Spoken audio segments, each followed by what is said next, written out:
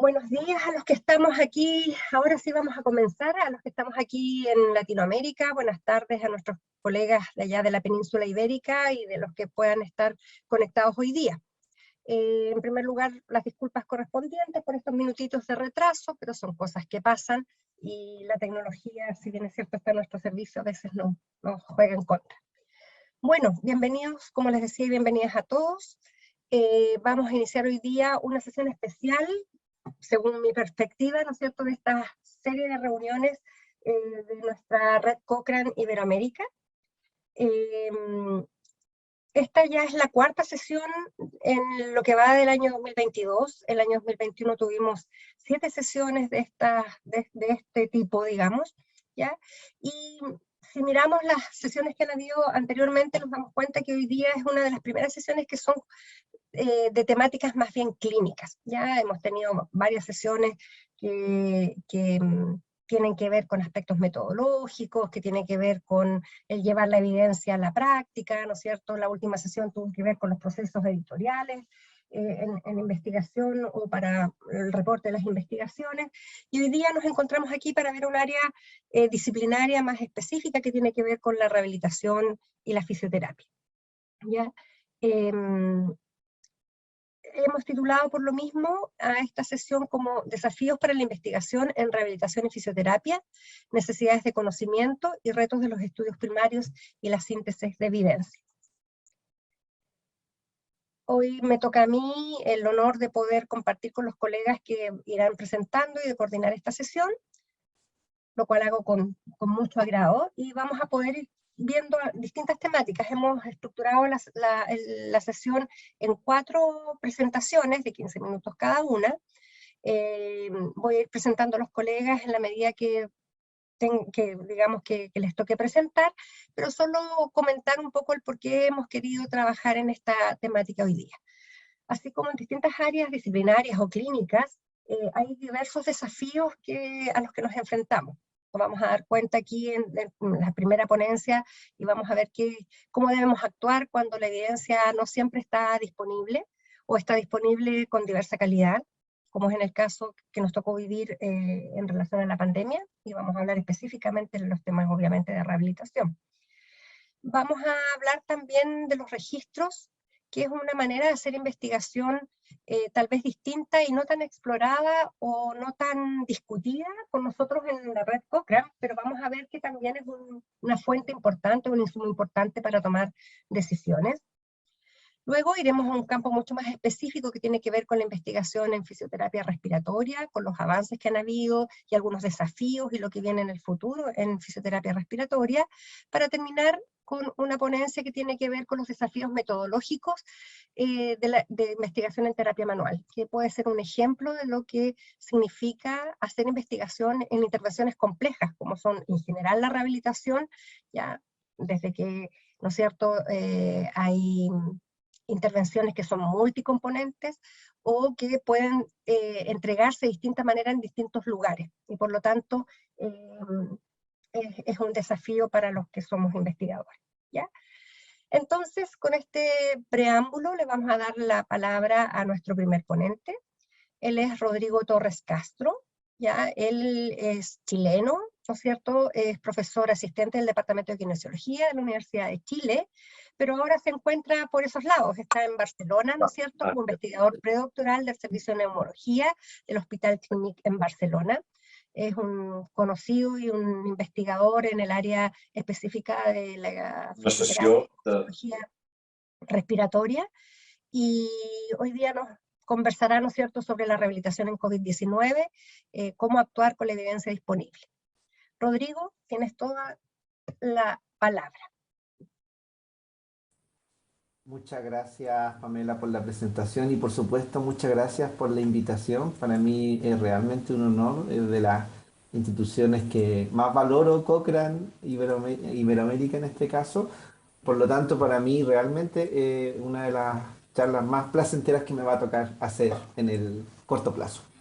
Y bueno, el día de hoy les voy a hablar un poco de cómo ha evolucionado la investigación y la evidencia en rehabilitación en COVID-19, que ha sido similar a lo que ha sucedido en otras áreas relacionadas con la pandemia, es decir, con un inicio muy a tropezones, por supuesto, con evidencia de no tan buena calidad, y que con el tiempo ha ido mutando, porque claro, hay una carrera de los distintos grupos para poder investigar, que ha hecho que esto se vaya pasando de evidencia de menor calidad a mayor calidad. ¿Ya? A modo de introducción, simplemente ya sabemos que al día de hoy, en la mañana, había 511 millones de casos de COVID en el mundo. Por supuesto, estos son los notificados, pero hay muchos más que probablemente no se han notificado. Y también sabemos que la severidad, aproximadamente el 20% hace la enfermedad severa, de los que el 14% se hospitalizan y cerca de un 6% van a cuidados críticos.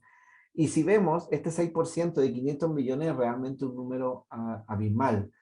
Y también lo que sabemos es que esta enfermedad en algunas personas en particular, aquellos que tienen factores de riesgo, particularmente como edad avanzada o enfermedades metabólicas, deja secuelas fundamentalmente asociadas no tanto al virus en sí, sino que también sumado a la hospitalización prolongada, porque son personas que pueden estar fácilmente un mes en una UCI y claro, acostados, sedados, sin poder moverse, quedan con secuelas físicas, mentales, psicológicas y de todo tipo importantes. Ya se han reportado más de 200 secuelas en este grupo y que es aquel que fundamentalmente va a requerir nuestros servicios de rehabilitación. Y para eso voy a comenzar con lo primero, ¿cierto? ¿Qué dice la evidencia en rehabilitación?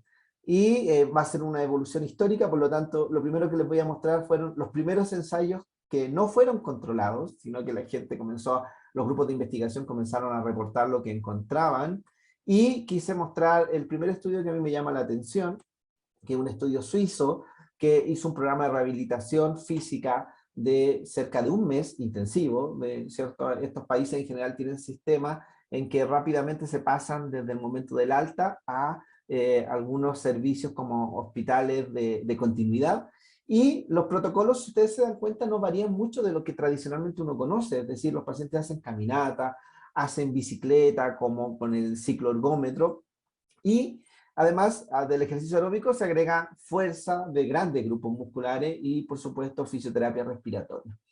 Lo primero que llama la atención es que uno está muy acostumbrado a ver cambios de pequeña magnitud, importantes, pero de pequeña magnitud en las patologías que tradicionalmente se realiza rehabilitación, como pacientes cardiópatas o pacientes con enfermedades respiratorias crónicas. Y claro, en este programa de un mes de intensidad, los pacientes mejoraron 130 metros en el test de marcha de 6 minutos. Los que trabajan con test de marcha de 6 minutos siempre obtienen 30, 40, 50 metros, entonces esto ya duplica eso. Y bueno, este programa en particular, ya sospechando las consecuencias cardiovasculares, tenía criterios de detención relacionados con la fatiga, ¿cierto? Que el VO2 fuera 6 o que el paciente desaturara, ¿ya? Luego de eso, un segundo grupo, alemán, muy cerca de los suizos, hizo un estudio parecido, pero ya no era de 4 semanas, ahora es de 3 semanas, nuevamente bicicleta, fuerza, fisioterapia respiratoria, y por supuesto con un manejo multidisciplinario, con terapia ocupacional, con logopedia y técnicas de relajación. Y lo que llama la atención es que este grupo también obtuvo cerca de 120 metros de mejoría. Entonces claramente se está obteniendo un gran cambio en muy poco tiempo, porque esto ya son 3 semanas. Las guías clínicas en general recomiendan de 24 a 36 sesiones. Esas 24 sesiones pueden ser hechas fácilmente, si son 3 por semana, al menos en 2 meses. Y nos encontramos que primero en 4 semanas y ahora en 3 semanas se logra un efecto beneficioso. Ahora, otro grupo de Barcelona, en otro estudio observacional, ya hizo un protocolo que ya no era de 3 semanas ni de 4, era de 8 días. ¿Y qué es lo que encontraron? Que una prueba de capacidad física mejoraron de 160 a 350 metros, es decir, casi 200 metros del test de marcha. ¿Ya? Esto nos muestra varias cosas, ¿cierto? Este programa también incluía ejercicios de fuerza y aeróbicos. Nos muestra grandes cosas, que una es que los pacientes quedan muy secuelados, y claro, tienen un potencial, quedan tan abajo en el nivel suelo, que tienen un potencial de ganancia muy alto, ¿ya? Y lo otro que nos muestra es que con intervenciones cortas podemos lograr grandes cambios, a diferencia de lo que conseguimos con otro tipo de pacientes. Sin embargo, aquí no hay grupos controles, a pesar de lo valioso que son estos estudios en una primera fase. No hay grupos controles, no hay randomización, por lo tanto, se repetirá esto, cuánto es de la evolución natural de la enfermedad y cuánto es realmente la intervención. Y para eso quise poner esta segunda parte, aparición de los ensayos controlados aleatorizados. Ahora hay más, yo solo les voy a mostrar dos, o un par en realidad, porque me interesa que entiendan el concepto más que empezar a mostrar uno tras otro los artículos. Entonces hay un estudio español, por ejemplo, que hizo un programa, nuevamente coincidimos, corto, 7 días, una semana, 60 minutos de ejercicio respiratorio fundamentalmente, con servicios de mensajería diaria, de recuerdo, porque era de telerehabilitación realmente, que es uno de los cambios que nos hemos encontrado estos últimos meses, y contacto con un fisio 2 veces a través de alguna plataforma. Y ustedes pueden ver que en un ensayo controlado, el grupo intervención mejoró casi 100 metros, en realidad un poquito más, 110 metros, de 370 metros a 490 metros del test de marcha 6 minutos. Y mejoró alguna otra escala, ¿cierto? Como la disnea también, que es un síntoma muy persistente. Pero aquí ya podemos comparar con un grupo control. Y vemos que el grupo control no mejoró nada. Es decir, claro, el cambio no es de 200 metros ya, es de la mitad, pero no hay cambio en el grupo control. Aún así es mayor la magnitud de lo que realmente estábamos encontrando en estudios observacionales. ¿Ya? Ahora, esto se repite, veámoslo. Además de este estudio, apareció otro estudio de los autores, ustedes ven que son chinos, pero está muy asociado a un programa inglés que se llama Tereco. Y lo interesante es que aquí hicieron un programa un poco más largo, más tradicional, de 6 semanas, y con un grupo cercano a los 40 pacientes, hicieron un programa, nuevamente, misma estructura, ejercicio respiratorio, ejercicio aeróbico, entrenamiento de la fuerza, y lograron cambios, aquí ustedes no alcanzan a ver los números, pero créanme que son cercanos a los 100 metros de diferencia en el test de caminata, ¿ya? En otros resultados como la función pulmonar no hubo cambios, pero la capacidad física nuevamente mejoró cerca de 100 metros, es decir, los resultados con grupo control o sin grupo control muestran un gran cambio, pero nuevamente les digo lo mismo, es una población que quedó muy secuelada con efectos importantes del reposo prolongado, ¿ya? Y otra cosa en común que también nos llama la atención es que es un ensayo clínico que está hecho a través de telerehabilitación. Por lo tanto, ya vemos que la telerehabilitación está tomando absolutamente un rol fundamental en esta pandemia, en la rehabilitación con resultados efectivos. Ahora, otro tipo de intervención, entrenamiento músculo-respiratorio. Para los que no sean tan cercanos a esto, los protocolos duran 6-8 semanas hacia arriba. Y nuevamente, un protocolo de 2 semanas, muy poco tiempo, con entrenamiento 30 minutos, con 50% de la PIM, de la presión inspiratoria máxima, el entrenamiento específico de los músculos respiratorios en sujetos que estuvieron en ventilación mecánica, es decir, los más severos. Este estudio de un grupo de Arabia Saudita que son muy conocidos en el mundo del entrenamiento de los músculos respiratorios mostró que la función pulmonar mejoró. Pero bueno, la función pulmonar es un cuento distinto porque esta es una enfermedad inflamatoria, por lo tanto, aquí sí que no se sabe realmente cuánto es inflamación y cuánto es mejoría. Pero sí mejoró la disnea, un síntoma persistente de manera significativa.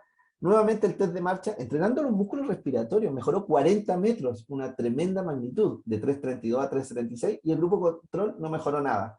Por lo tanto, el entrenamiento específico de los músculos respiratorios también mejora en una gran magnitud.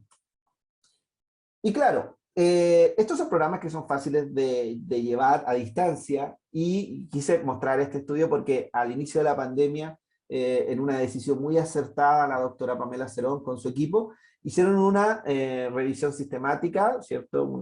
De tipo umbrella, y lo que encontraron es que la telerehabilitación, sobre todo pensando en todos aquellos que teníamos susto de que la rehabilitación presencial o al no tenerla iba a afectar más a los pacientes, mostró que en realidad la telerehabilitación en terapia física, no solo el sistema respiratorio, musculoesquelético, neurorehabilitación, es comparable a la rehabilitación en persona, ¿ya?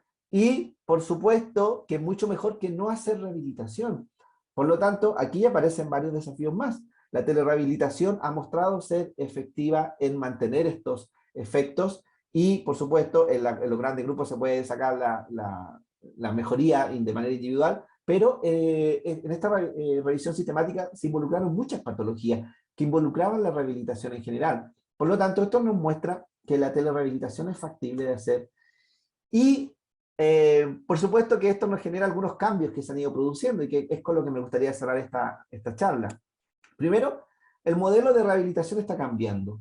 Estamos pasando a algo que ya se estaba haciendo en algunos lugares, la telerehabilitación, pero sin duda que esto nos ha hecho llegar de manera rápida, masiva, a programas de telerehabilitación que han mostrado beneficios a través de ensayos clínicos randomizados.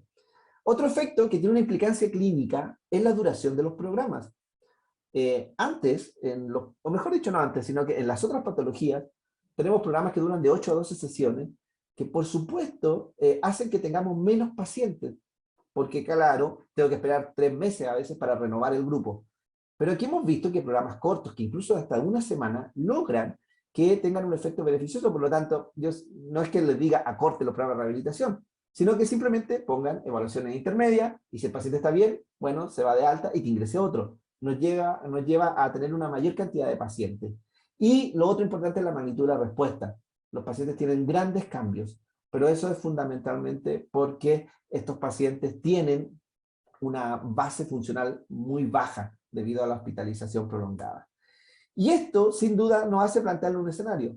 La rehabilitación que tradicionalmente hacíamos en los hospitales, ahora con la gran magnitud de pacientes, yo creo que debe migrar hacia la atención primaria, ¿ya? Los CAP aquí en España, o la APS en Chile, o el nombre que tengan en diferentes lugares, hacia la atención primaria, porque son evaluaciones que se pueden hacer de bajo costo, se puede hacer de manera periódica, hay modelos como el inglés que también lo están llevando a la atención primaria, se puede hacer la rehabilitación y el seguimiento. Y solo en aquellos pacientes más complejos que tuvieron consecuencias vasculares, consecuencias intersticiales, eso sí, que sigan en el hospital, pero los otros deben derivarse a atención primaria y en lo posible hacia la casa a hacer programas de telerehabilitación. Es factible, lo podemos hacer y esta pandemia nos ha enseñado que realmente la rehabilitación, ¿cierto?, va girando y va tomando este carisma que es factible de llevarlo gracias a la evidencia que hemos visto hasta este momento. Muchas gracias. Espero haberme ajustado al tiempo, Pamela. Perfecto, perfecto, Rodrigo. Más que ajustado el tiempo, es más, nos has regalado 3 minutos, lo cual es muy valioso en este tiempo. Quería comentarles, gracias nuevamente Rodrigo por tu presentación, quería comentarles a todos los asistentes que al final de las 4 presentaciones vamos a tener una ronda de preguntas y respuestas. Lo ideal, y para que no se les vayan quedando las ideas, es que puedan ir dejando sus preguntas en la sección que está aquí abajo en el Zoom de preguntas y respuestas, ¿ya? En la medida que sea de presentaciones, los ponentes pueden ir respondiéndoles allí mismo, y en las más relevantes o en las más genéricas vamos a poder explayarnos al final de las presentaciones. Y en ese momento igual pueden aparecer nuevas preguntas. Pero vayan dejando allí, están todos invitados a hacerlo. Bien, vamos a seguir con nuestro programa. Ahora los voy a dejar a ustedes con Rubistay Gutiérrez. Él es kinesiólogo, miembro del equipo de la Unidad de Paciente Crítico del Instituto Nacional del Tórax en Chile. Él es docente adjunto de la Escuela de Kinesiología de la Universidad Andrés Bello en Chile también, y es miembro de la red Cochrane. Nos irá a hablar ahora Rubistay sobre los registros prospectivos, que es una nueva manera de generar evidencia en el área de la rehabilitación y la fisioterapia. Es toda tuya la audiencia, Rubistay. Gracias, Pame. Primero, agradecerte a ti y al Centro Iberoamericano por la invitación. No podía negarme esto pensando en que me apoyaron bastante durante la realización de mi tesis de magíster y que finalmente pudo haber sido publicada en Cochrane, así que agradezco eso. Entonces, como me pidió Pamela, voy a hablar sobre los registros prospectivos, algo que hemos venido trabajando en los últimos meses con el equipo acá en Chile, y pensando en distintos contextos desde el punto de vista desde la mejora de los servicios de rehabilitación, pero también no dejando de lado la posibilidad que nos presentan estos tipos de repositorios de datos para la realización de distintos tipos de investigación. Un registro clínico generalmente sirve para monitorear las enfermedades, para monitorear los modelos de atención sanitaria Y para lo que ha salido últimamente, que son distintas publicaciones desde el punto de vista observacional o descriptiva, que son la generación de evidencia del mundo real, ¿cierto? Sobre los impactos de modelos de tratamiento y prestación de servicios en los resultados sanitarios. Específicamente en esto es lo que podríamos hablar desde la intervención como la rehabilitación y la fisioterapia. Se han encontrado distintos usos de los registros clínicos. Ya la mayoría de los registros clínicos se usan como para proyectos de mejora de la calidad de los procesos sanitarios, en donde el establecer la toma o la pesquisa de algunos ciertos datos permite evaluar la eficiencia de distintos procesos sanitarios, en este caso específicamente de rehabilitación. También se ha utilizado para aumentar la adherencia a la guía de la práctica clínica y los estándares de cuidado, ya que el registro automatizado o periódico de distintas prestaciones permite evaluar el grado o porcentaje de adherencia a estas recomendaciones. Y esto ha mostrado también en algunos estudios que reducen los costos de atención sanitaria, ya de acuerdo a que se puede evaluar qué tan eficientes son los distintos protocolos o programas de rehabilitación y en base a estas evaluaciones periódicas implementar ciertas mejoras. Pero además, y algo que va relacionado de manera más cercana con esta presentación, es que los registros clínicos se han utilizado para desarrollar investigación. ¿Ya? No tienen un fin único, además de mejorar los procesos de mejora en distintos programas, ya sea de rehabilitación o cuidado integral, han sido utilizados estos datos como plataforma ideal para los ensayos clínicos aleatorios, ya que se reducen los costos y los tiempos relacionados con los registros de datos. El hacer un ensayo clínico en el contexto de un sistema de salud, en donde ya se esté registrando datos de manera periódica, diaria, de acuerdo a lo que se va haciendo, permite implementar distintas estrategias de intervención de rehabilitación que pueden ser comparadas en cuanto a su impacto en los distintos desenlaces clínicos. ¿Ya? No habría que implementar una nueva forma de registrar los datos ya se estaría registrando. Además, facilitan la publicación o la realización de estudios descriptivos de los servicios sanitarios, ¿ya? Lo que permite conocer cómo van funcionando estos servicios, pero también permiten generar ciertas hipótesis para hacer estudios que tengan un mayor nivel de evidencia desde el punto de vista de la causalidad. Y finalmente, que es una cosa bastante importante, que es que permiten responder preguntas de investigación especiales. Aquí llamamos preguntas especiales que, por ejemplo, pueden ser poco prácticas de ser respondidas de acuerdo a la logística del punto de vista del costo y tiempo que pudiese determinar implementar ciertas maneras o esquemas de recolección de datos. Y también preguntas no éticas, como por ejemplo, hoy en día es muy cuestionable dejar a ciertos participantes de investigación sin ningún tipo de intervención de rehabilitación, pensando en que de alguna manera en toda la población en general se asume que parte desde la base de una recomendación de buena práctica. ¿Cómo se define un buen registro clínico o un registro clínico sofisticado? ¿Qué debiese tener estos registros? Son registros que debiesen tener métodos estandarizados de recogida de datos, ¿ya? Además, tener herramientas integradas para informar rápidamente a las instituciones y organismos reguladores, o sea, no necesariamente tener que enviar estos registros, sino que en vivo los reguladores, los tomadores de decisiones tengan acceso a estos datos para ir tomando decisiones en cuanto a los distintos cambios. Ya, que tengan procesos adecuados de revisión ética, ya teniendo en cuenta siempre lo primero que es proteger al participante o al usuario de la atención sanitaria. Que la captura de datos sí o sí tiene que ser electrónica, ya no debe ser captura de datos en papel que después tenga que ser transferida a datos electrónicos. Además que tenga un proceso periódico de auditoría que evalúe la exactitud de los datos, y que estos datos recopilados sean analizados estadísticamente de manera centralizada, ojalá por estadísticos profesionales, para finalmente establecer cierta periodicidad en cuanto a su reporte y que este reporte sea adecuado y transparente. Hay muchos registros que publican año a año el impacto de las intervenciones en base a distintos desenlaces clínicos. Teniendo en cuenta ahora la rehabilitación o terapia física, fisioterapia como centro, se han publicado distintas revisiones sistemáticas y no sistemáticas con respecto a la existencia de datos o banco de datos o repositorios de datos en cuanto a rehabilitación y la utilidad de esto. Este es uno de los primeros estudios publicados en la revista Physiotherapy Theory and Practice, en donde identificaron 7 registros clínicos específicos de fisioterapia y evaluaron y reportan de manera descriptiva cuáles son los datos que ellos registran. Principalmente son datos relacionados con el paciente y además datos relacionados con los desenlaces, en donde utilizan distintos tipos de escalas e instrumentos de valoración. Otra revisión sistemática específicamente de registros clínicos de rehabilitación cardíaca identificó 11 registros clínicos, ¿ya? En donde establece que la mayoría de los desenlaces que se evalúan en estos registros clínicos de manera prospectiva son específicos de la rehabilitación cardíaca y son de acuerdo a la capacidad funcional de realizar ejercicio, así que también como la tolerancia a estrés de ejercicio cardiopulmonar. Y así como lo integran de los programas de rehabilitación integral, en donde también van registrando otras cosas paralelas, como por ejemplo niveles de algunos tipos de exámenes sanguíneos como lípidos, etc.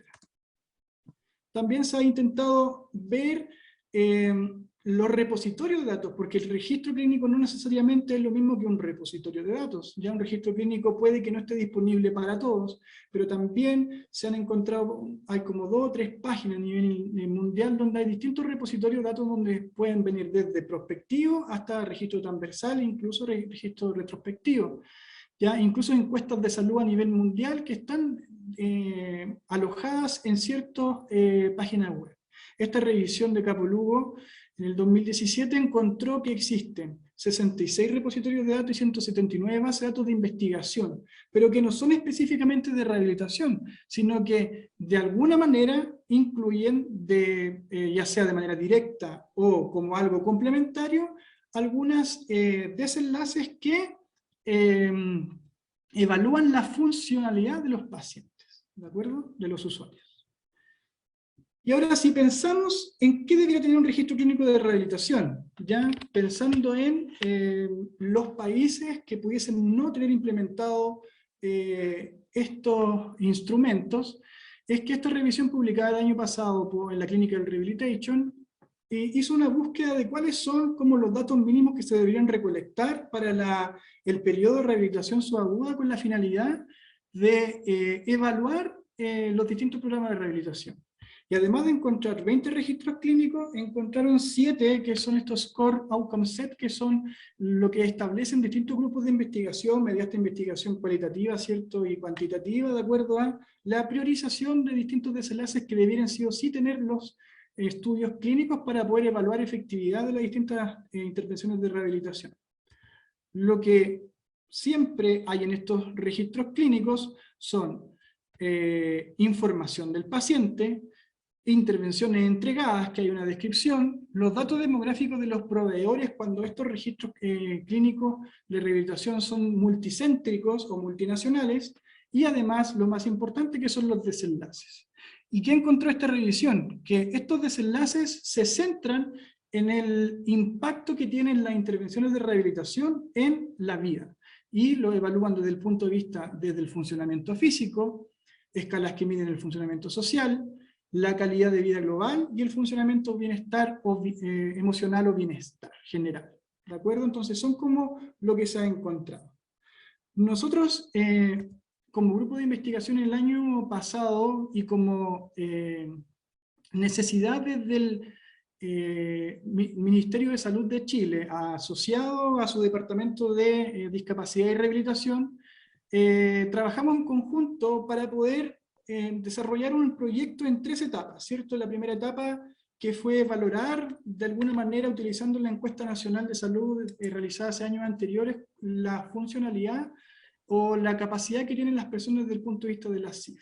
La segunda etapa era describir y resumir cuáles eran los registros de rehabilitación empleados a nivel mundial para poder tomar eso como base para una tercera etapa, que era para crear un futuro registro de rehabilitación nacional que pueda evaluar el funcionamiento de las personas a través de los distintos tipos de rehabilitación de programa independiente de la patología que tengan. Entonces, en esta Segundo producto que realizamos, que inscribimos el protocolo Ciertonin Plasi y que estamos pronto a enviar a la revista, que estamos en la parte final de la preparación del manuscrito, encontramos 69 registros clínicos que son específicos de rehabilitación, ¿ya?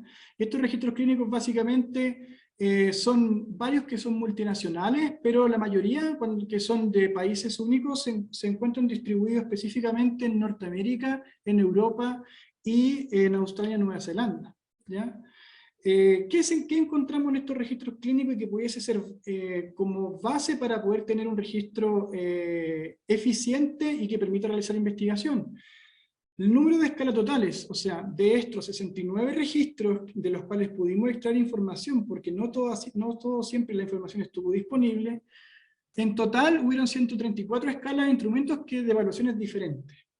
Cada uno de los registros incluyó al menos una mediana de 3 escalas de evaluación, ya con un rango intercuartilo entre 2 y 5 instrumentos de evaluación distintos. ¿Ya?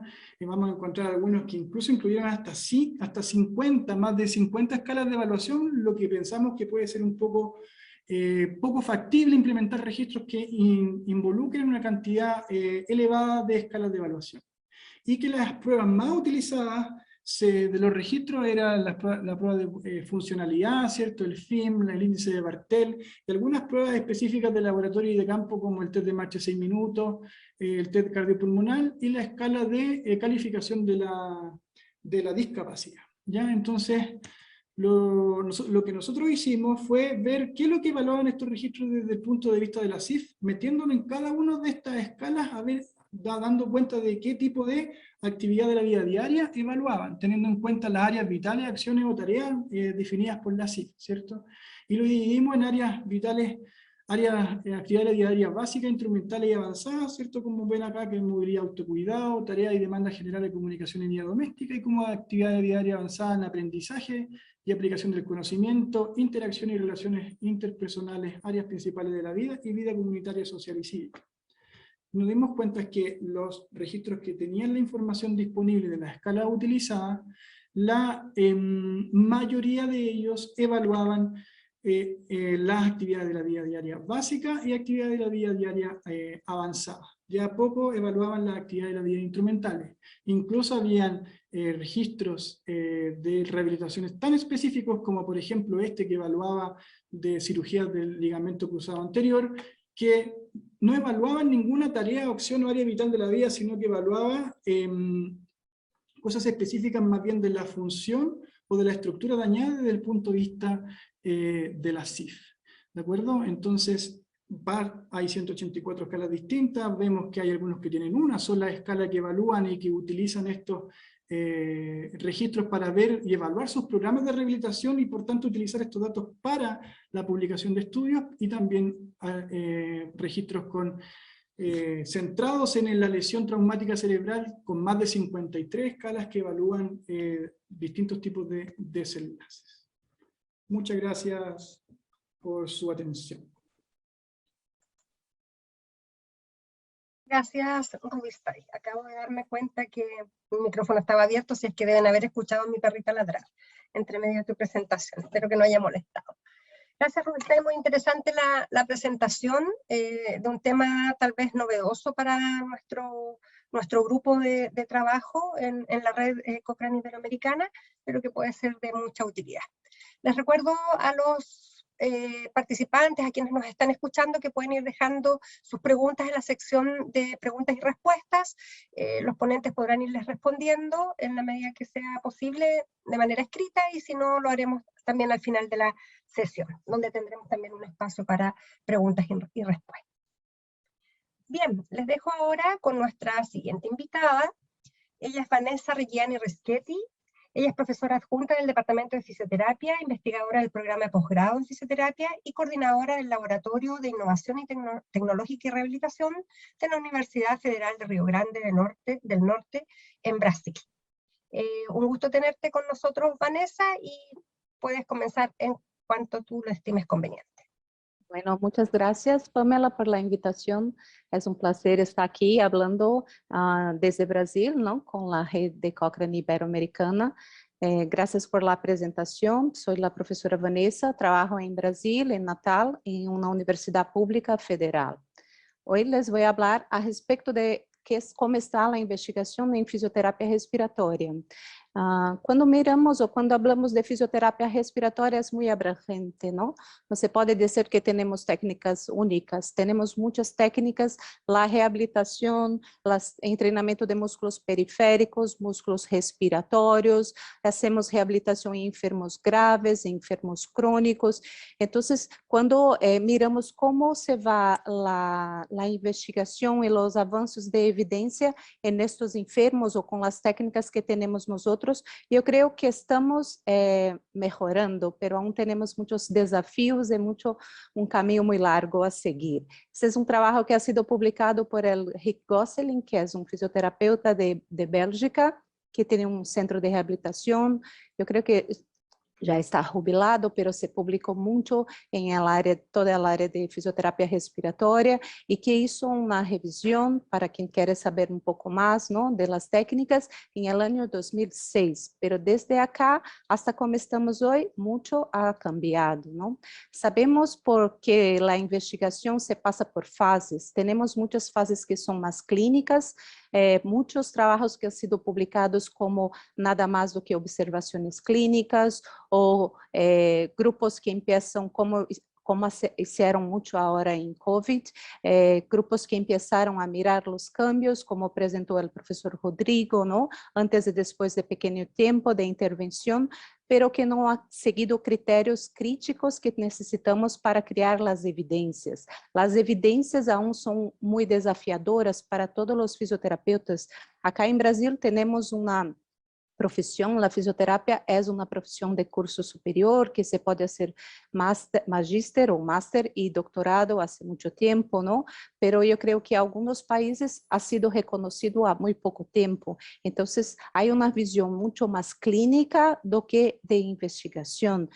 Por lo tanto, muchas técnicas aún son aplicadas o son utilizadas sin tener muchas respuestas. Pero las respuestas, para tener las mejores respuestas o tener la evidencia que queremos nosotros, tenemos que hacer los estudios de manera muy correcta, muy clara de lo que dice los criterios de evidencia que tenemos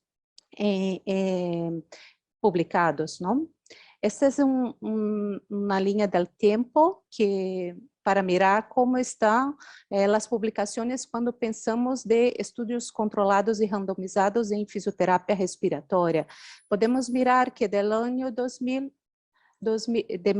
1980 hasta ahora se ha incrementado cada vez más el número de registros, ¿no? Y de estudios publicados que son randomizados, controlados, y que ese avance se incrementó más después de la publicación del consorcio de 2010, que nos orienta y nos ayuda a incorporar y aplicar todo lo que necesitamos para crear las evidencias dentro de ensayos clínicos. Essa é uma búsqueda muito rápida, ¿no? Que he hecho en Cochrane, en Library, para mirar cómo está o que tenemos hasta ahora de evidencias. Las revisiones que tenemos publicadas principalmente acá, podemos ver que no son muchas, ha sido muy sencillo, ¿no? En la búsqueda, solamente palavras claves como respiratória, fisioterapia respiratória, pero les vou comentar um pouco de 3 estudos que han sido publicados de técnicas específicas. Ese es un trabajo que salió hace muy poco, 2020, que se investigó, los autores tenían como una pregunta principal, el uso de equipos, no sé si es así que se dice, de devices de oscilación para enfermos con fibrosis cística. En este estudio se han introducido, es un update, y se han introducido enfermos tanto niños cuanto adultos, ¿no? Con fibrosis quística, 38 estudios entraron en la inclusión de la síntesis cualitativa y 19 estudios se fueron incluidos en la análisis cuantitativa y crearon una meta-análisis. Y los autores lo que encontraron ha sido, ¿no? Que la mayor parte de los estudios, yo creo que muchos, no sé decir cuántos, pero pero la mayoría tenía un nivel de calidad de evidencia muy baja. Entonces, hay muchos sesgos que se pueden mirar en los estudios que han sido publicados con esta temática. Y además, es importante mirar que además de los resultados que he encontrado de función respiratoria, hay algunos resultados que son muy poco descritos, que son los resultados que serían mucho más importantes para la práctica clínica o para se introducir en la práctica con los enfermos, por ejemplo, el volumen, ¿no?, de secreción que un enfermo se puede sacar después de una técnica específica para pacientes hipersecretivos y la frecuencia de exacerbación que no ha sido reportada en ninguno de los estudios que fueron incluidos cuando se comparó en esta tabla, ¿no?, que se dice la comparación de un equipo de devices vibration con ejercicios respiratorios. Por lo tanto, estos autores han concluido que no hay pruebas claras que esta técnica de intervención es más o menos efectiva de otras formas de fisioterapia y además que se necesitan más estudios controlados, aleatórios, con largo plazo y principalmente que utilicen los resultados, las variables más específicas para medidas, para mensurar, ¿no?, la propuesta. Ese es otro trabajo que es muy conocido también y recomendado, la fisioterapia para neumonía, pero las evidencias no son muy benéficas para los fisioterapeutas cuando miramos los estudios que han sido publicados en relación a los beneficios o la eficacia de la fisioterapia respiratoria en neumonía en crianças. Ese es un trabajo que ha sido publicado por el grupo de mi universidad, donde trabajo yo, con el profesor Guilherme Fregonés. Es un update también de 2013, ha sido publicado ahora en 2019 y ha sido incluido 3 estudios más en este update.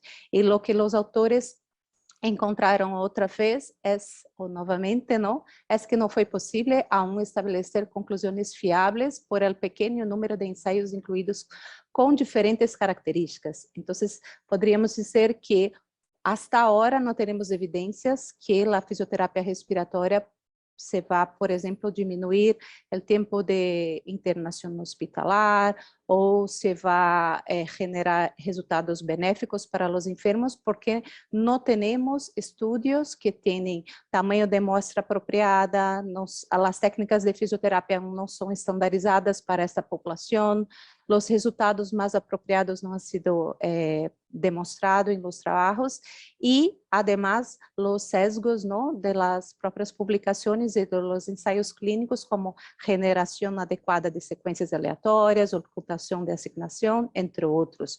Por lo tanto, los propios autores recomiendan al final que, aunque se incluyeron más 3 estudios, aún no tenemos resultados benéficos, ¿no?, que la revisión sistemática no demuestra que aún se puede hacer, abordar, ¿no?, na fisioterapia respiratória en estos niños y que los próximos, en el futuro, los trabajos o los autores que necesitan, que quieren hacer ensayos clínicos, que deben utilizar toda a sequência de consulta. Este é outro trabalho que ha sido publicado em 2014, que habla um pouco de los incentivadores espirométricos, não? Todos os incentivadores espirométricos, todos os estudos que utilizaram estes devices para enfermos em pós-operatório de cirurgias abdominais altas han sido incluídos em essa revisão. Podemos ver que os estudos incluídos acá são estudos muito antigos, não? 84, 88, 86, e os autores concluíram também que aún não temos evidências quando se compara o uso de um incentivador espirométrico versus um grupo que não ha hecho nenhum tratamento. Outra vez, o risco, não, risco de sesgos ha sido considerado duvidoso ou alto, e os autores recomendam também a necessidade de estudos um pouco mais bem conduzidos de maneira clínica e com evidências.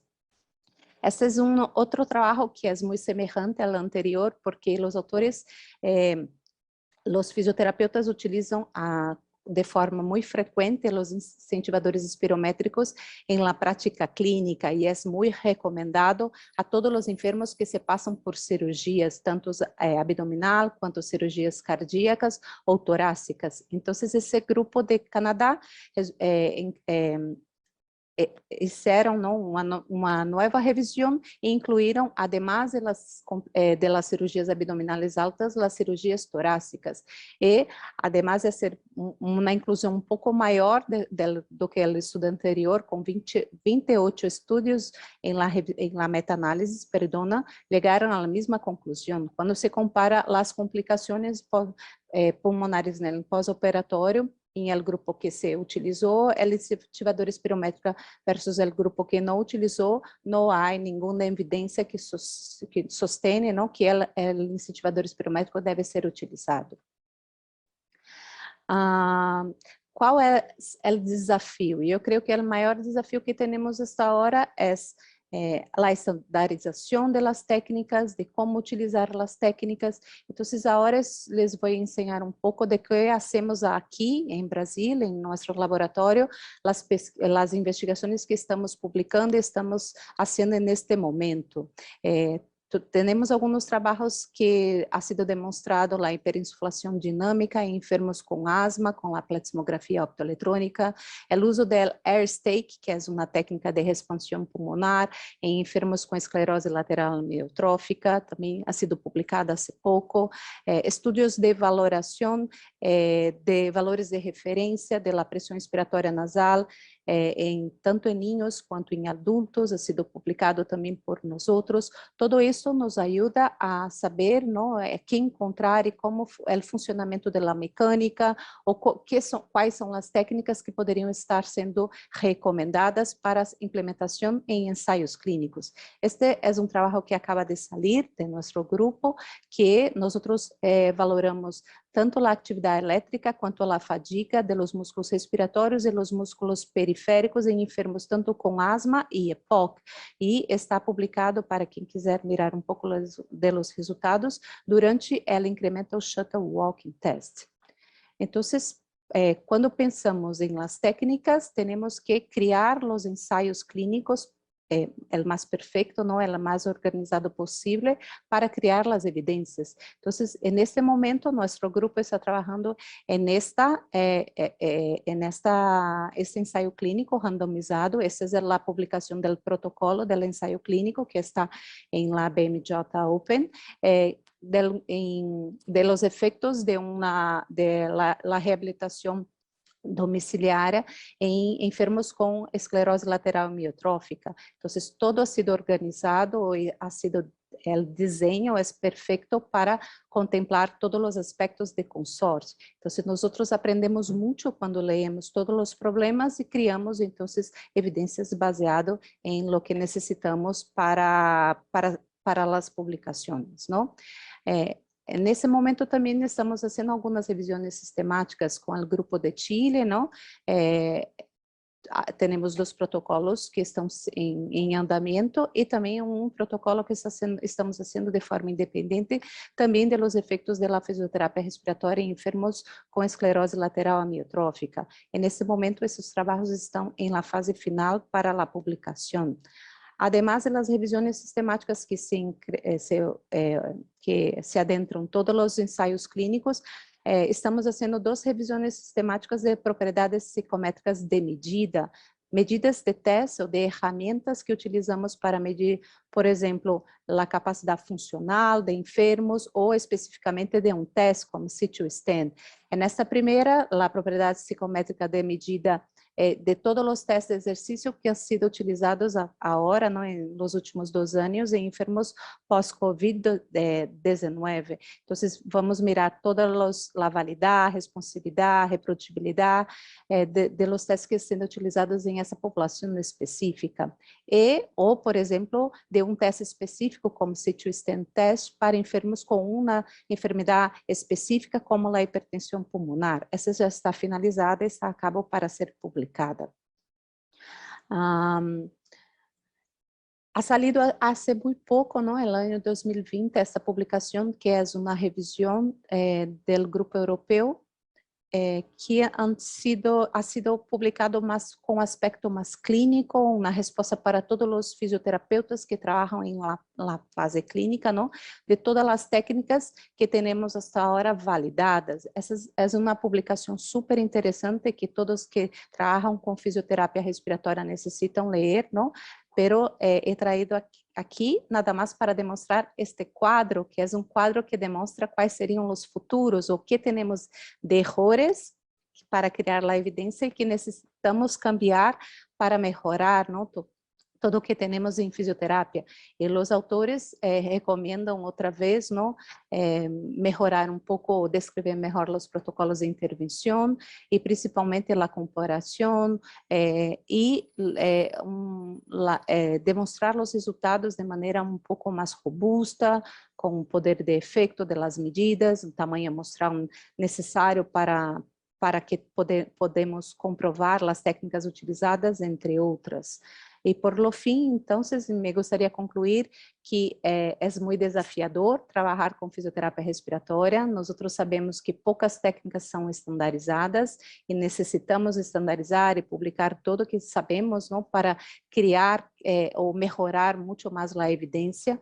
Aún necesitamos de más ensayos controlados y aleatorios y que utilicen el consort para mejorar todos los dominios valorados y dejar claro, ¿no? Todo el proceso de asignación al azar, ocultamiento, para que possamos aplicar las técnicas con mucho más seguridad o demostrar la evidencia en diferentes patologías.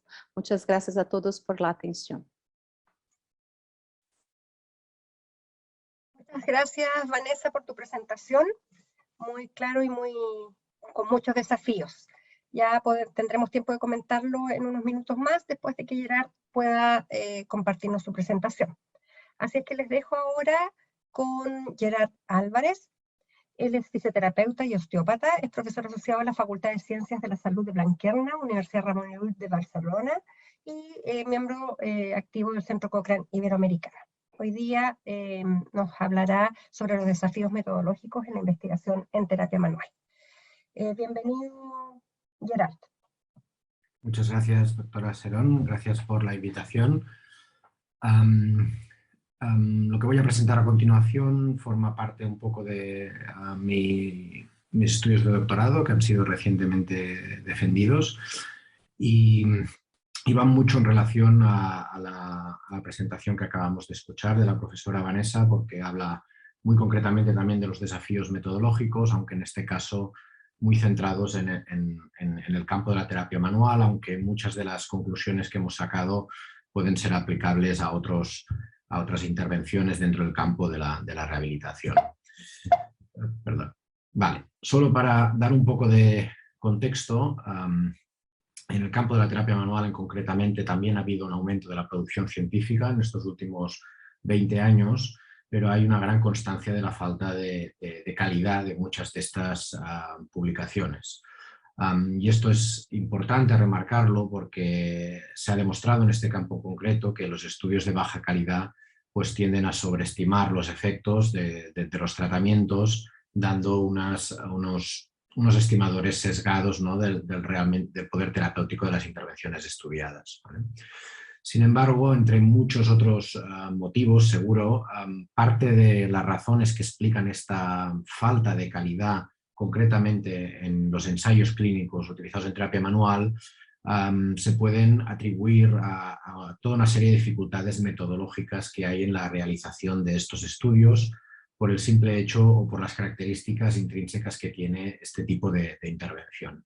Estas dificultades han sido ampliamente reportadas en la bibliografía por varios autores de todos los campos que trabajan de alguna manera con terapia manual, tanto fisioterapeutas, osteópatas, quiroprácticos, masajistas de todo tipo, y atañen más o menos a estos elementos, ¿no? Que forman digamos, un grupo de elementos metodológicos indispensables o muy importantes en la calidad de los ensayos clínicos. También tomando relevo de lo que acaba de comentar la profesora Vanessa, ¿no? Tenemos que hablar también del reporte, ¿no? Pues porque en rehabilitación, y estas son publicaciones, concretamente esta muy recientemente, claramente se ha atribuido esta relación directa entre una mala calidad del reporte de los estudios con una mala calidad metodológica, ¿vale? En otros campos no es así y no siempre se puede hacer esta comparación tan directa entre la falta de calidad metodológica y un reporte deficiente, pero en el campo de la rehabilitación, de forma consistente en varias publicaciones, se ha visto esta relación entre un mal reporte y una baja calidad metodológica, ¿no? Tanto es así que seguramente todos ustedes sabréis que en el año 2014, ¿no? 28 revistas especializadas en la rehabilitación publicaron una editorial conjunta, ¿no? Haciendo una llamada a que se reportaran mejor los estudios que se mandaban a estas revistas y que estuvieran acorde a las guías de reporte establecidas. Nosotros utilizamos esta relación entre la calidad y el reporte, y utilizamos el reporte como herramienta de valoración a la hora de valorar un poco una muestra bastante amplia de ensayos clínicos en terapia manual para poder identificar cuáles eran estas deficiencias que afectan negativamente a esta literatura en el campo de la terapia manual, ¿no? Nuestro objetivo era identificarlas de forma concreta, poder poner datos sobre la mesa y que más allá de estos artículos de varios autores referentes en el campo que señalaban dónde están las dificultades, poderlas de alguna manera objetivar.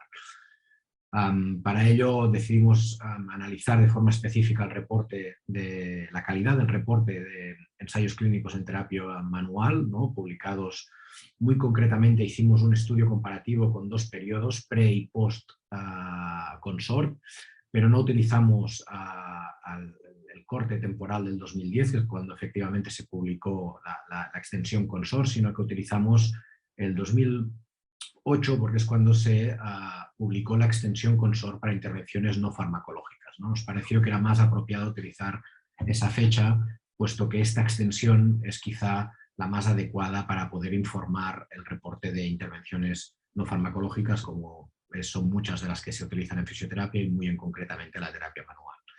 También nos pareció interesante analizar de forma específica, y este es un estudio que ha sido un poco, digamos, original, ¿no? Porque no hay muchos de este estilo, analizar las limitaciones autorreportadas de los investigadores, ¿no? Ir al apartado de limitaciones de estos estudios y ver qué señalaban los autores, ¿no? Dónde habían estado las dificultades y los problemas que habían encontrado a la hora de realizar los ensayos clínicos.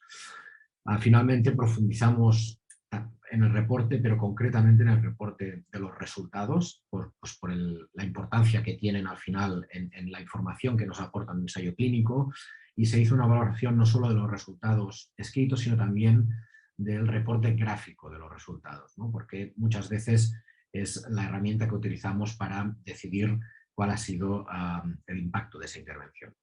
Con todo ello pudimos sacar bastantes datos de la situación en este campo concreto, el de la terapia manual, identificar cuáles eran las principales deficiencias metodológicas y explorar la literatura científica en relación a cuáles posibles soluciones han sido propuestas, ¿no? Para poder mejorar la calidad de la evidencia en el futuro, ¿vale? Todo esto se hizo disculpa, en una muestra de 120 ensayos clínicos específicos en terapia manual, y en el primer estudio pues hicimos este análisis general, pero también esta comparación pre y post consort para ver el impacto de las guías de reporte, puesto que, como señalaba la profesora Vanessa, ¿no? Efectivamente son herramientas útiles, pero también ha sido un poco cuestionado el impacto que han tenido, ¿no? Cuando se han analizado la potencial mejora que han tenido a los años después de las publicaciones, ¿no? Y ahora veremos algunos resultados en este campo concreto. Como os comentaba, hicimos también la valoración de las limitaciones y del reporte de resultados, en el cual también hicimos un análisis temporal desde los últimos 20 años. Esto acabó plasmado en 3 publicaciones y, muy resumidamente, estos fueron los resultados, ¿no? En el primer trabajo, en el que valorábamos el reporte general utilizando la guía consort, la extensión para intervenciones no farmacológicas, concretamente los apartados más referentes a los métodos, ¿no? Valoramos los apartados que valoran la validez y la fiabilidad. En el reporte general, en la comparación genérica entre el grupo preconsor y postconsor, no obtuvimos resultados estadísticamente significativos, y cuando se analizó ítem por ítem, pues vimos que solo 2 ítems en cuanto a lo que es el apartado de validez y fiabilidad tuvieron una diferencia significativa, y luego hicimos un análisis adicional para el reporte de intervenciones. En este caso utilizamos la guía TDIER, publicada en el 2014, que ustedes todos conocerán, y lo que vimos es que comparando los 2 grupos, solo un ítem había cambiado en relación a los procedimientos, con lo cual vimos que el impacto, a menos de esta extensión en el campo de los ensayos clínicos en terapia manual, pues no ha tenido un impacto muy relevante en la mejora de la calidad del reporte. En cuanto a las limitaciones, este fue un trabajo que nos dio muchísima información, ¿no? Lo que vimos es que las principales limitaciones, o sea, obtuvimos un listado de 12 limitaciones principales en este tipo de estudios. Aquí os he puesto las 3 primeras. Las primeras, las limitaciones relacionadas con el tamaño de la muestra.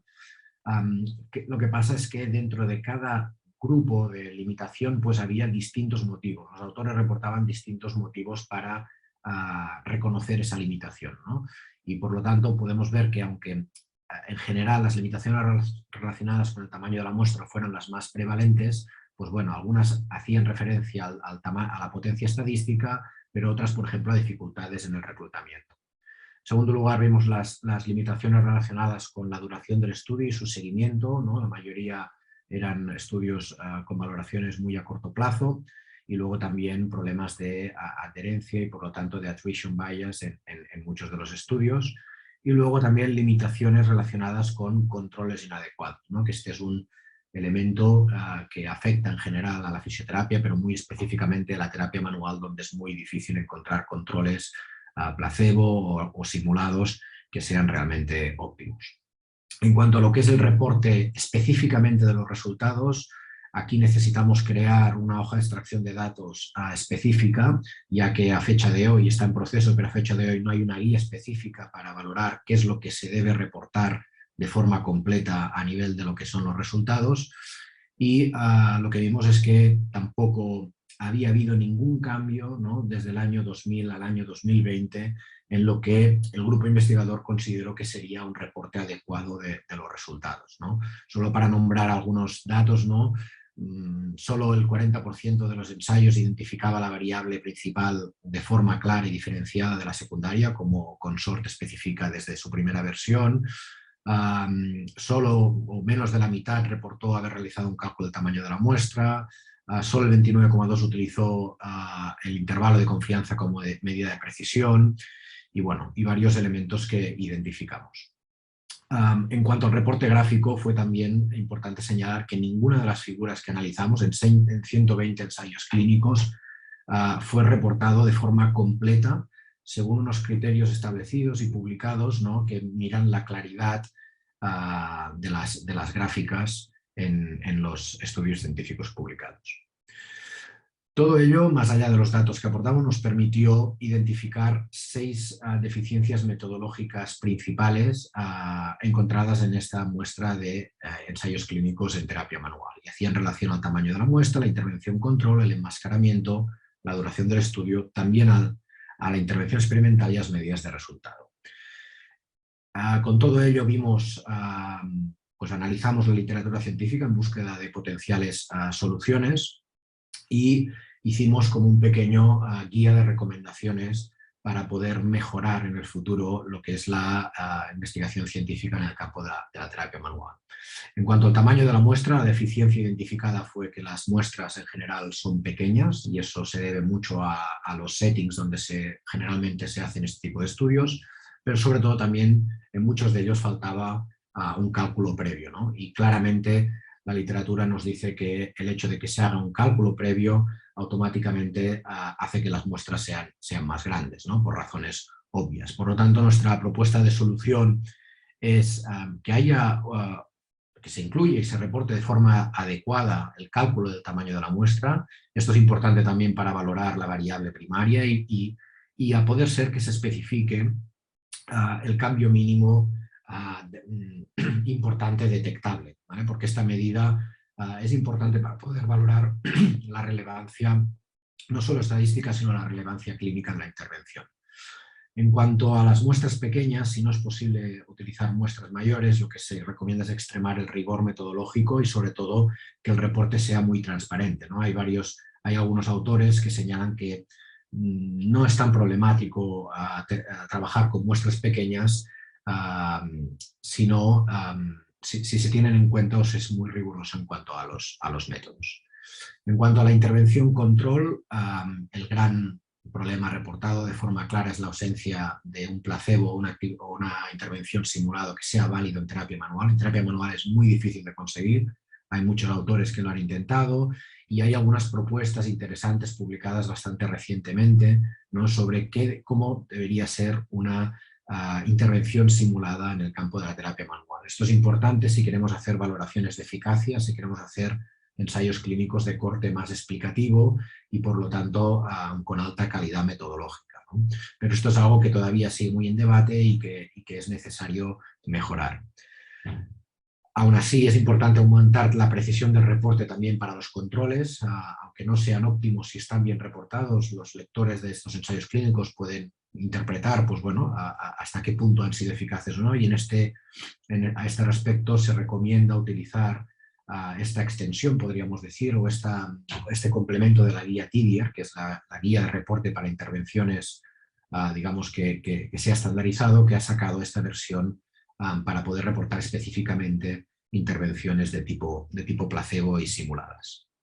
En cuanto al enmascaramiento, que es otra de las deficiencias metodológicas importantes y difíciles de conseguir en rehabilitación en general, pero en terapia manual muy en concreto, el problema está en la posibilidad de enmascarar tanto a terapeutas y como a pacientes.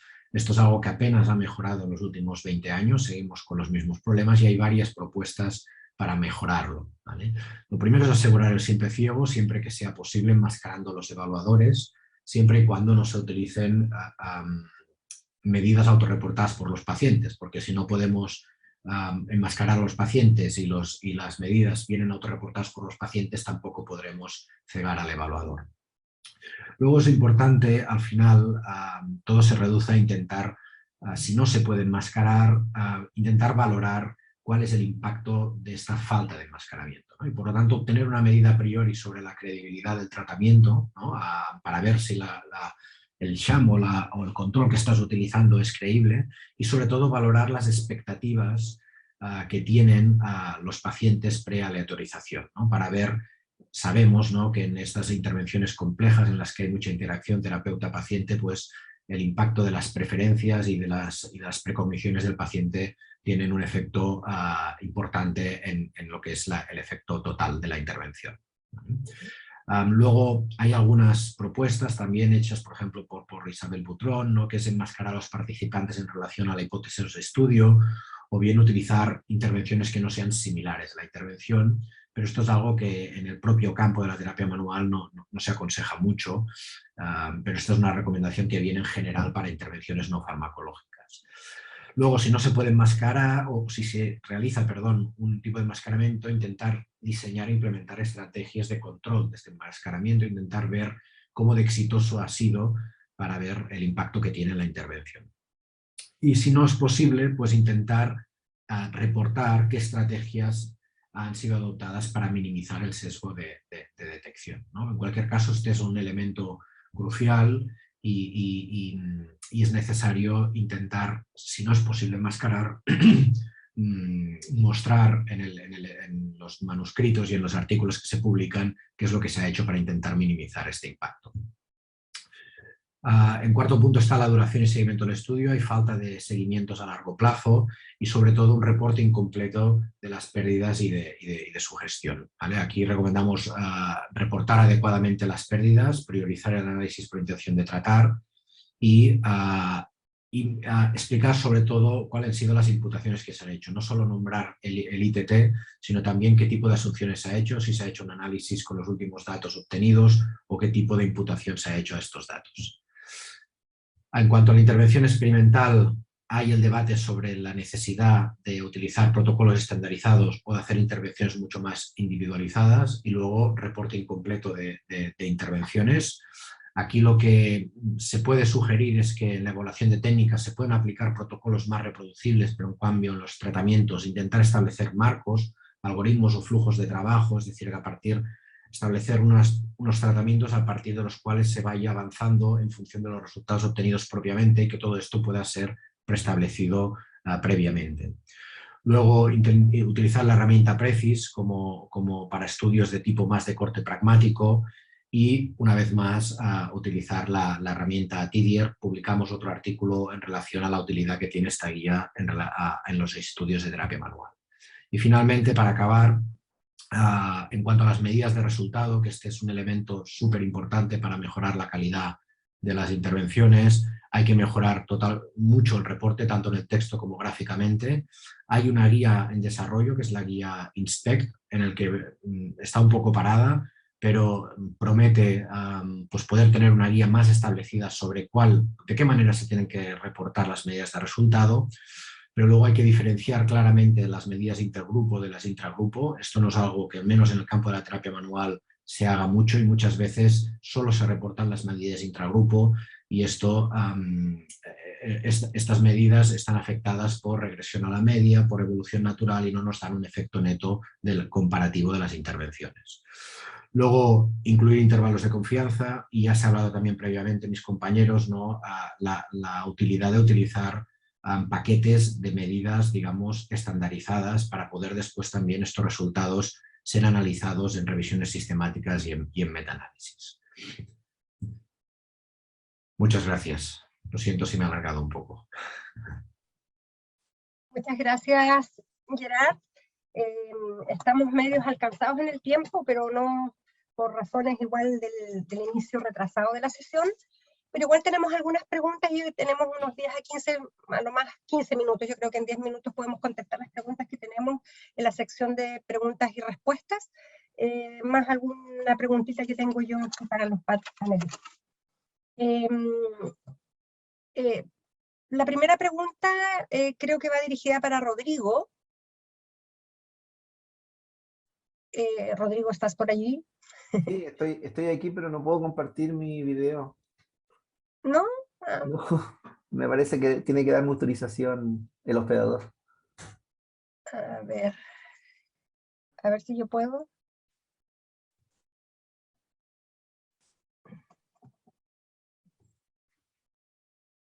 A ver. Ahí sí. Ahí sí, ya. Rodrigo, preguntan en la sección de preguntas, tú ya debes haber visto, en términos generales, ¿es la telerehabilitación un medio factible para la rehabilitación de un paciente? ¿Tú te referiste de alguna manera a esto? No sé si puedes, desde el punto de vista de la rehabilitación en pacientes post-COVID, pero también en general. ¿Qué nos puedes decir al respecto? Bueno, yo soy un defensor de la rehabilitación en todas sus modalidades, así que declaro mi conflicto de interés en eso. Y a mí por lo menos me ha tocado participar en protocolos de telerehabilitación que han sido exitosos. Ahora, no es que sean más exitosos que la rehabilitación presencial, pero sí tienen niveles similares de éxito cuando están, la clave es la adherencia, es cómo controlar la adherencia. Si se cumple eso, sin duda que son factibles tanto en otras patologías como en post-COVID, ¿cierto? Y yo quiero además extenderle la palabra a Pamela, que conteste también esta pregunta, porque ella es la autora principal de la revisión sistemática que mostró que tenía un efecto similar. Gracias, Rodrigo. En realidad sí, nosotros encontramos eso. Bueno, les invito, tú dejaste por allí el enlace a la publicación, les invito a revisar la publicación porque pudimos clasificar los estudios y las revisiones de acuerdo a su nivel de sesgo o al riesgo de sesgo que ellas tenían, porque sabemos que en realidad pueden haber revisiones y estudios primarios con cierto nivel de sesgo, como ya nos han mostrado, ¿no es cierto?, los demás panelistas. Allí nosotros las clasificamos y pudimos concluir en base a las que tenían menos riesgo de sesgo, ¿ya? Y si bien es cierto, encontramos que se había demostrado efectividad en comparación con similar efectividad en comparación con la rehabilitación presencial y mayor efectividad con no hacer nada. También hay que tener en cuenta, y ahí yo les digo que en realidad hay que mirar los estudios, ¿ya? Porque tiene que ver con los medios de comunicación, porque uno habla de rehabilitación a distancia o telerehabilitación, pero igual tiene que ver con los medios que usamos para hacer la telerehabilitación. Hay seguimiento telefónico, videoconferencias, plataformas web específicas con todo un montaje y un desarrollo tecnológico bastante importante a cuestiones más rudimentarias, ¿ya? Así es que, y como los hay para distintas condiciones, la recomendación a los colegas es revisar para las condiciones, las revisiones que hay y los medios con los cuales ellos están utilizando, y también el tema de los riesgos, que fue un tema que es un tema que a veces se ha discutido, pero que no está tan reportado. Dentro de los desenlaces de interés parece que, como hablaba Gerard, en algún momento el tema de los desenlaces, el tema de los efectos adversos o el riesgo, igual hay que tenerlo en consideración.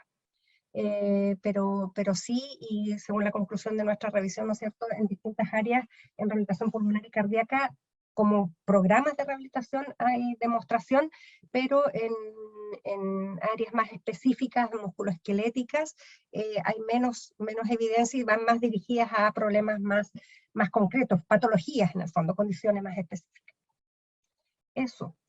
No me quiero alargar en el tema. Hay una segunda pregunta que yo creo que puede responder también Rodrigo o Vanessa. No sé, ahí ustedes ven, dice en preguntas de terapia respiratoria, se tomó en cuenta condiciones como traqueostomizados. Si hay alguna revisión sobre la rehabilitación respiratoria en este tipo de pacientes. Yo me imagino que tiene que ver con COVID, pero también esto tiene que ver con otro tipo de pacientes en cuidados respiratorios o en unidades de cuidados intensivos. No sé si Rodrigo o Vanessa puede comentarlo. Mira, estudios randomizados, controlados, yo no he encontrado ninguno en traqueostomizado, ninguno. Pero sí he leído dos artículos, uno de un grupo inglés y otro de un grupo italiano, que han incorporado traqueostomizados entre su población, ¿ya? El de los italianos, que me parece que es de la Universidad de Lucca, ellos tenían un 30% de población traqueostomizada en la que hicieron ejercicio físico, y al final del protocolo quedaron como con un 2% de población traqueostomizada, sin hacer intervención específica en la traqueostomía. Y el del grupo inglés, que no, eso no recuerdo los autores, pero era específicamente con intervención de logopeda. Sin embargo, no hay comparador, se reporta lo que se hizo, en todo era distinto, por lo tanto, lo que yo tiendo a pensar es que yo por lo menos me mantengo expectante y tomo lo que he aprendido de otras patologías en este caso. Es decir, sin duda que la rehabilitación de la deglución, ¿cierto? Particularmente, y el actuar a nivel de la musculatura de la traqueostomía, contribuye a tener resultados eficientes en el retiro de la traqueostomía. Eso se ha visto sobre todo en patologías de origen neuromuscular y neurológico, dentro del margen que hay de entrenarlo. Por lo tanto, yo creo que no sería distinto, porque los pacientes, hay un estudio terrible que salió al comienzo de la pandemia, que mostró que el 18% de los pacientes se traqueostomizaban.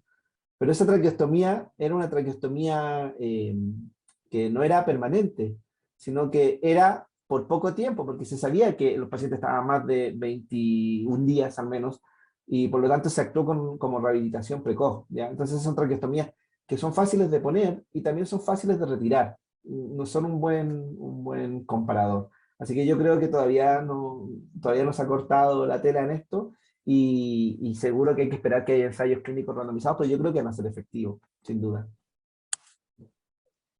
Gracias, Rodrigo. No sé si Vanessa quiere agregar algo, y de paso, Vanessa, hay una pregunta para ti. Aquí en la sección de preguntas y respuestas dice, además de la heterogeneidad de los protocolos clínicos aplicados en investigación, ¿cuál es la principal limitante metodológica que generalmente se evidencia en los ensayos clínicos dentro del campo de la fisioterapia respiratoria? Bueno, gracias el profesor Víctor Sánchez por la pregunta. Yo no voy a complementar a Rodrigo porque creo que Rodrigo tiene mucho más experiencia en este área de traqueostomizados que tengo yo. Yo no conozco ningún estudio. Pero a respecto de esta pregunta, yo puedo hablar por lo que pasa acá con nosotros, ¿no? Yo creo que el tamaño de la muestra es muy difícil de conseguir. Nosotros hacemos todo que podemos, ¿no? Como el cálculo previo, el poder de que tenemos en esta muestra específica, pero tenemos muy baja adherencia de enfermos cuando hacemos grandes estudios muy largos, ¿no? Para el protocolo de rehabilitación.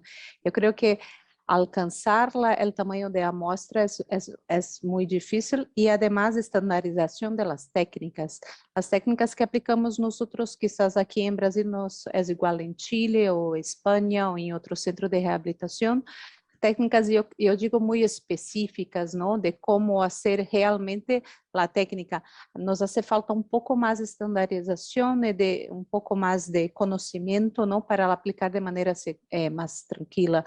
Cuando habló Rodrigo de los protocolos de COVID, al principio hablaba de entrenamiento de músculos respiratorios, pero se puede hacer de un montón de maneras, ¿no? No es único.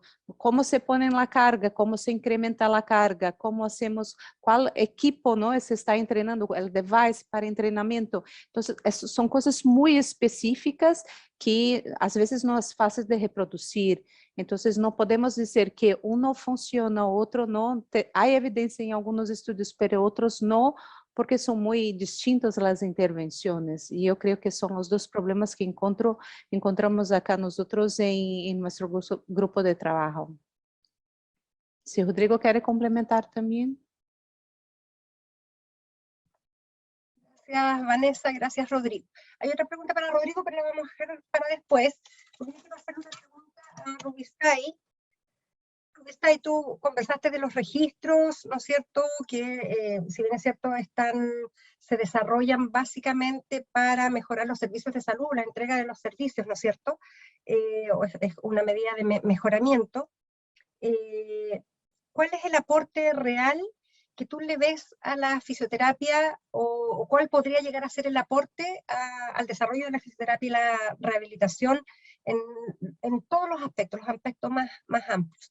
¿Y crees que en la Scoping Review que nos mostraste hay hartos registros funcionando, ya muchos registros relacionados a condiciones, y pensando que en Chile se está proponiendo hacer un registro independiente de las condiciones, no sé cómo lo ves eso? ¿Qué nos puedes decir? Desde el punto de vista de como el aporte para la fisioterapia en este caso, en Chile no es, por el ejemplo de Chile, no es muy frecuente que las intervenciones se registren de manera como estandarizada. Entonces siempre desde el punto de vista de la investigación, cuando se plantea hacer una investigación, el dato no está registrado en ficha clínica, o está registrado en ficha de papel, o tenemos mucha pérdida de datos porque el registro no fue de buena calidad. Entonces, si se plantea la creación de estos registros prospectivos pensando en el mejoramiento, por ejemplo, evaluar de aquí a 2 años cómo impactan distintas intervenciones en distintas condiciones de salud, y ahí se puede medir la eficiencia. Una cosa que me llamó la atención era cómo medían la eficiencia en los distintos registros, que por ejemplo, por cuántas intervenciones realizadas por pacientes se mejoraba o se disminuía en un punto ciertas escalas funcionales. Entonces se ve como la eficiencia de las intervenciones. Entonces, implementar estos registros desde el punto de vista kinesiológico o de fisioterapia a nivel nacional permitiría poder responder esas preguntas poco prácticas, y teniendo en cuenta la carga laboral que tenemos los clínicos, que a veces está muy aumentada, teniendo en cuenta que tenemos pocas horas para investigación. El implementar esto permitiría tener una base de datos que nos permite realizar investigación descriptiva, observacional primero, y después quizá introduciendo nuevas intervenciones que permiten evaluar los cambios pre-post en este tipo de pacientes. Entonces, creo que el aporte sería bastante relevante. Ahora, el ministerio, claro, como tú dijiste, se planteó acá en Chile evaluar ciertas escalas, pero sin hacer distinción en la condición de salud. Se quiere hacer como un registro de rehabilitación de manera transversal, independiente si el paciente es enfermo respiratorio crónico, tiene alguna ACV, un stroke, o tiene alguna enfermedad musculoesquelética, que son los más prevalentes que se someten a rehabilitación acá a nivel nacional.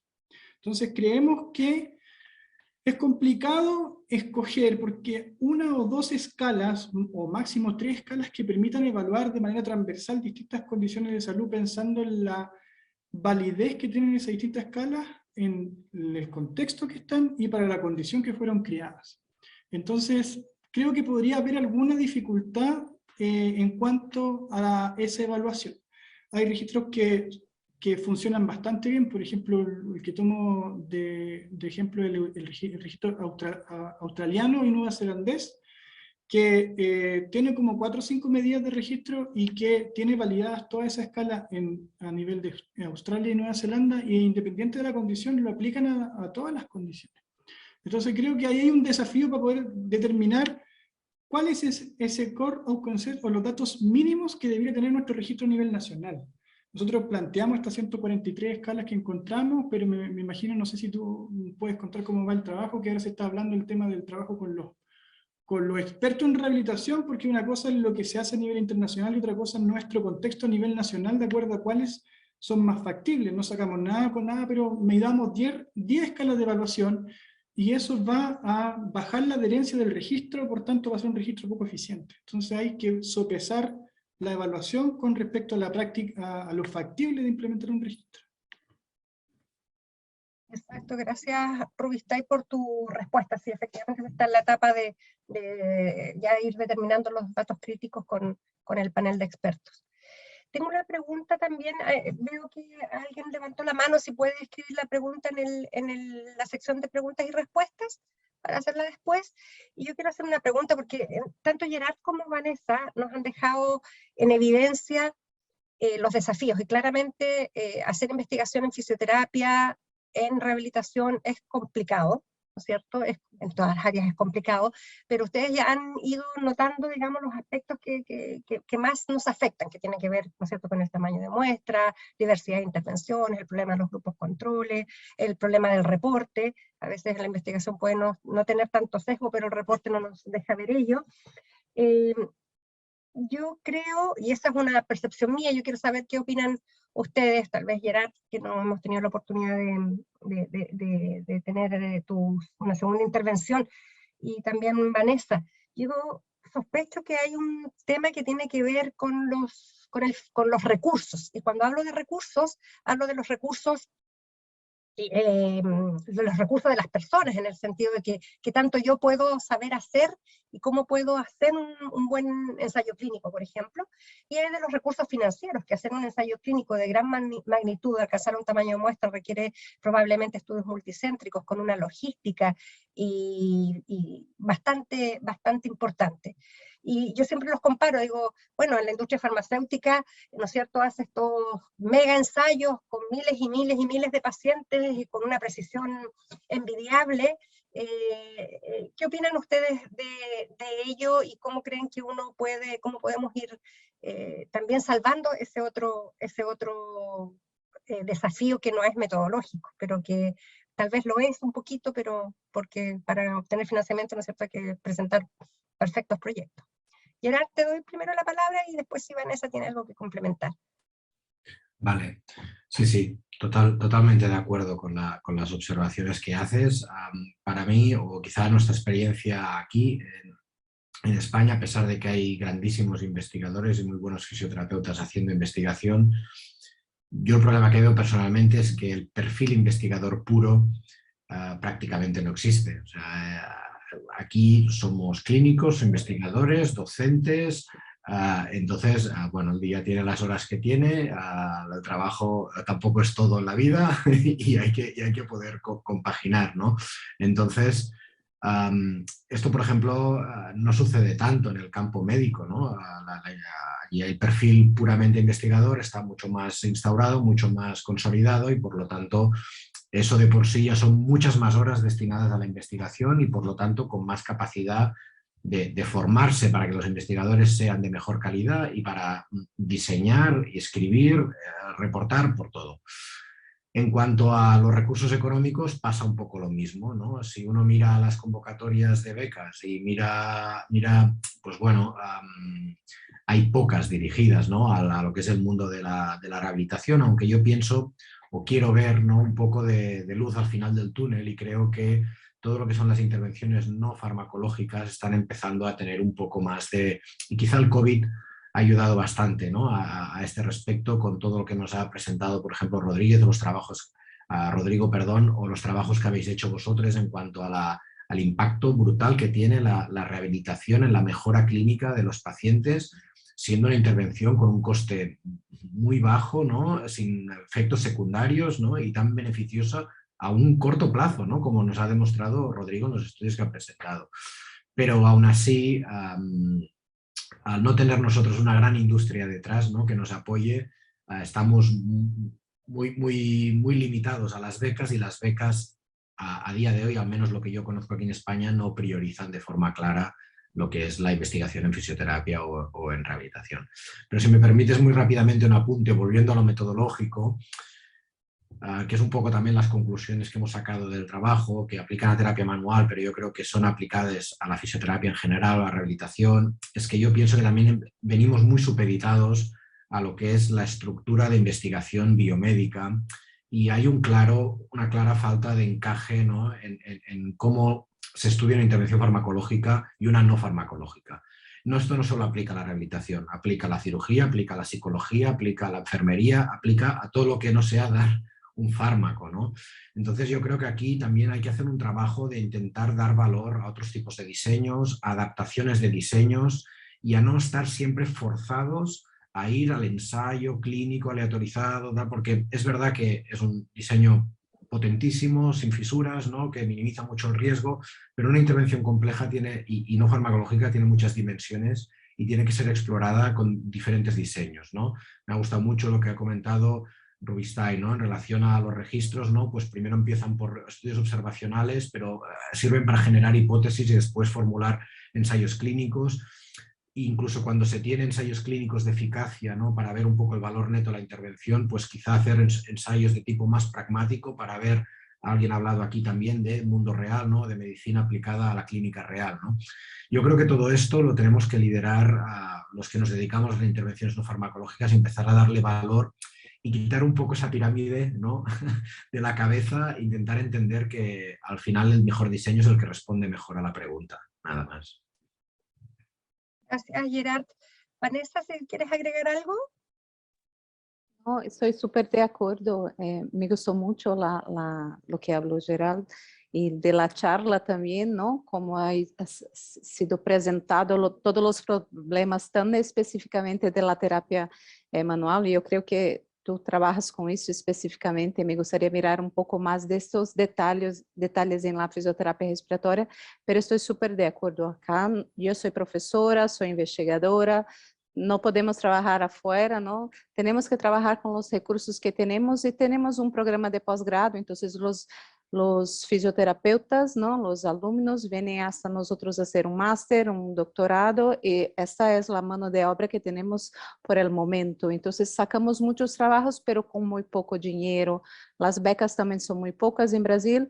Este ensayo clínico que estamos haciendo ahora es un ensayo clínico que está financiado por el Ministerio de la Salud de Brasil, pero es uno de los pocos, ¿no? Entonces trabajamos mucho más con la garra, ¿no?, con hacer lo que necesitamos hacer para crecer la fisioterapia de lo que tenemos de recursos. Pero yo estoy súper de acuerdo con lo que habló Geraldo ahora, y también me gustaría hablar un poco en relación a los registros clínicos. Acá en Brasil también es súper difícil.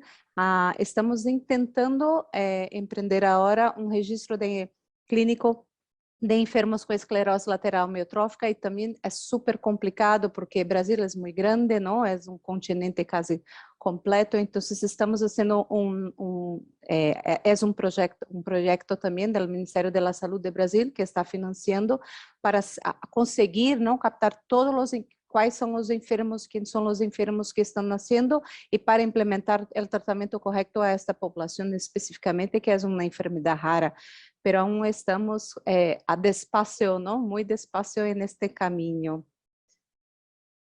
Gracias, Vanessa. Bueno, en honor al tiempo vamos a ir terminando. Yo, para terminar, quiero mostrarles a a los participantes de esta sesión. Bueno, en primer lugar, dar gracias a los 4 invitados de gran nivel que tuvimos. Han sido muy interesantes sus presentaciones y muy motivadoras, y yo creo que tenemos, así como se llamaba la sesión, de repente veo que hay más desafíos, pero bueno, vamos a por esos desafíos, ¿no es cierto?, quienes estamos interesados en hacer investigación en rehabilitación. Una información al finalizar, antes de que todos se vayan, contarles que los meses de mayo y junio no vamos a tener estas sesiones mensuales, básicamente para facilitar que todos puedan agendar y participar de dos actividades. Una que es el segundo simposio Cochrane Colombia, que va a versar sobre avances en síntesis de evidencia para la toma de decisiones. Esto está para inicios de junio, 2 y 3 de junio.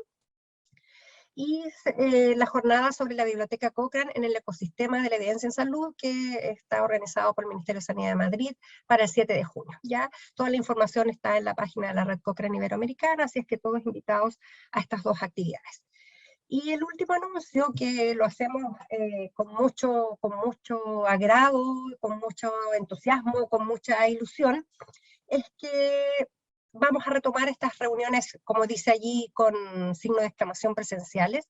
Hemos estado ya 2 años sin poder reunirnos como Red Cochrane Iberoamericana. Tampoco nos pudimos reunir en los coloquium, y recordemos que el coloquium que iba a ser en Chile en el año 2019 tampoco pudo llevarse a cabo, por lo tanto llevamos sin vernos desde el año 2018.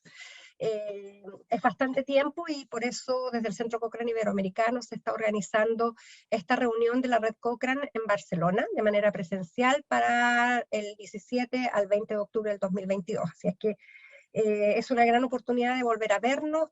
Va a aparecer la difusión de esta actividad ampliamente en todos los medios de comunicación de la red y de Cochrane. Desde ya ustedes, los que están hoy día con nosotros, están invitados a participar de esta actividad y de difundirla y compartirla con todos los colegas que estén interesados en la síntesis de evidencia o en el uso de la evidencia para la toma de decisiones, y lo que nos apasiona a nosotros, ¿no es cierto?, a todos los que trabajamos en esta red, o en Cochrane en general, o en investigación en general. Eso es.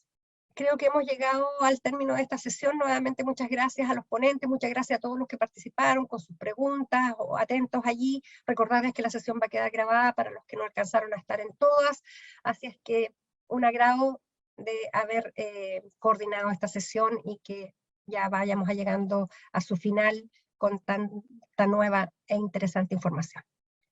Un abrazo para todos desde Chile, ¿ya? Y a todo Iberoamérica, un cariño. Que estén bien.